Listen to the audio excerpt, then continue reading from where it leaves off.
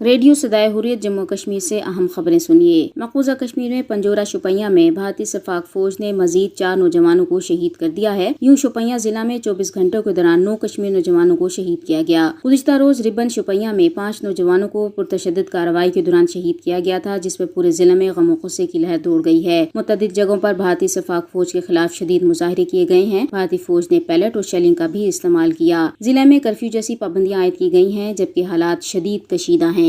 ادھر کھریو پلوامہ میں بھارتی کمانڈوز فورس سے وابستہ ایک آفیسر اشوک کمار نے خودکشی کر کے اپنی زندگی کا خاتمہ کر لیا، جبکہ بنیار اڑی میں بھارتی فوج کی 5 جاٹ یونٹ کا ایک اہلکار گزشتہ 3 دنوں سے لاپتہ ہے۔ ادھر متحدہ مجلس علماء اور دیگر جماعتوں نے درگاہ کو نظر آتش کرنے کی متشدد شرپسندوں کی کوششوں کو ناقابل برداشت قرار دیتے ہوئے کہا ہے کہ بھارتی سماج دشمن عناصر کی مقبوضہ کشمیر میں فرقہ وارانہ بھائی چارہ ختم کرنے کی سازشیں کبھی کامیاب نہیں ہونے دیں گے۔ گزشتہ روز چھتا بل سری نگر میں بھارتی ایجنسی کی طرف سے بھیس بدل کر درگاہ پر حملے کے خلاف شدید احتجاج بھی کیا گیا۔ فرانس میں پاکستانی سفیر معین الحق نے کشمیری کمیونٹی سے ویڈیو لنک میں کہا ہے کہ پاکستانی حکومت کشمیریوں کے ساتھ کھڑی ہے۔ مقبوضہ کشمیر میں آبادی کے تناسب کی تبدیلی کے بھارتی منصوبہ بین الاقوامی قوانین کی خلاف ورزی ہے۔ پاکستانی ہر فورم پر کشمیریوں کی آواز اجاگر کرتا رہے گا۔ درسنا جموں کشمیر تحریک حق خودارادیت انٹرنیشنل نے مسئلہ کشمیر اجاگر کرنے کے سلسلے میں اپنی سرگرمیوں کا شیڈول جاری کرتے ہوئے کہا ہے کہ 18 جون کو برطانوی پارلیمنٹ میں انٹرنیشنل یوتھ پارلیمنٹیرینز کانفرنس منعقد کی جائے گی، جس میں نوجوان برطانوی ممبران پارلیمنٹ کو مقبوضہ کشمیر میں جاری بھارتی انسانی حقوق خلاف ورزیوں پر اپنی ذمہ داریاں ادا کرنے کی ضرورت پر زور دیا جائے گا۔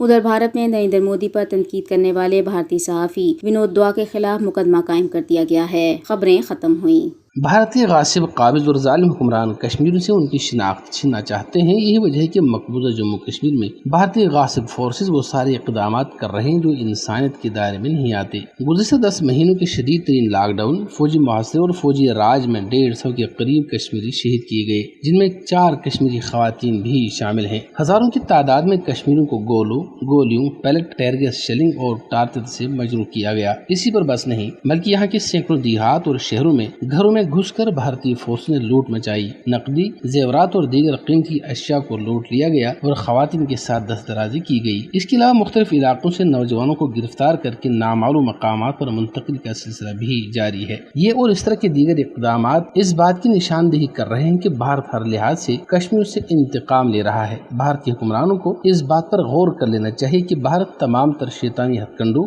ظلم اور انسانیت سوز مظالم کے باوجود آج تک کشمیر کو دبا سکا اور نہ تحریک آزادی سے دور کر سکا، بلکہ کشمیری بھارت کے جبر اور ظلم کے سامنے پہلے سے زیادہ منظم، مربوط اور یکجان ہو کر جدوجہد آزادی کو آگے بڑھا رہے ہیں۔ اور وقت اب زیادہ دور نہیں جب بھارت کے غاصب حکمرانوں کو کشمیریوں کے سامنے سرنگوں ہونا پڑے گا اور کشمیر کو حق خود ارادت دینا پڑے گا۔